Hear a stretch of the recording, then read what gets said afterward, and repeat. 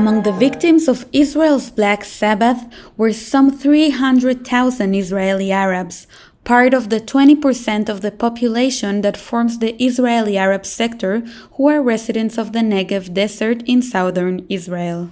All of us Negev residents on the 7th of October woke up to a very harsh day with rockets. They entered the country and there were people who were murdered from the Bedouin community and the Jewish community. Fouad Al-Zeatna is the director of the community center in Rahat, the largest Bedouin city in Israel. Al-Zeatna is experiencing Hamas's barbarism firsthand, as 4 members of his family, Yusuf, and his 3 children, Bilal, Hamza, and Aisha, were abducted on October 7th. They worked at the barn in Kibbutz Cholit.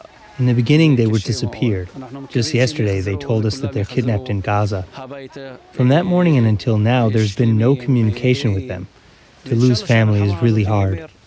We hope that they will come back, that everyone will come back home healthy, and that this war ends. On the attack on the 7th of October, it was clear that Hamas does not differentiate between blood and blood. This is not a war between Jews and Arabs. Hamas, when he attacked us, he did not only attack Jews. He shot and killed many people from the Arab society. So far, 24 people have been murdered by Hamas, Palestinian citizens of Israel. There are 7 kidnapped that we know of, 7 kidnapped from the Arab society now in Gaza. For the same reason, members of both communities decided to join forces in an effort to help all those affected together. Our destiny is shared. This is the motto that brings together Jews and Arab here at the Bedouin city of Rahat to jointly work for the resilience of the State of Israel. We established here in Rahat a shared relief center operated by Jews and Arabs, whose goal is to help the affected people. All the donations here came from Arabs and Jews, and also the volunteers are Arabs and Jews. We come here and to collect all of the donations, both Jewish and Arab volunteers from all over Israel. We come here and we package all of the equipment into little parcels for each family, and then we send them out to families, Jewish families in the Gaza envelope area and Arab families in Bedouin communities. Through the food basket, we provide also love and light, and it is important these days. The war has created a certain distance between the Jewish and Arab citizens of Israel. Most of it is related to fear.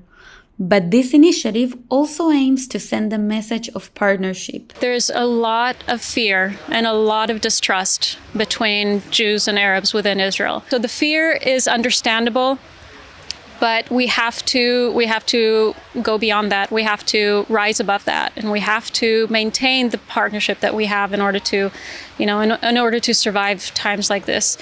Here in the Negev live Jews and Arabs. We have a shared destiny.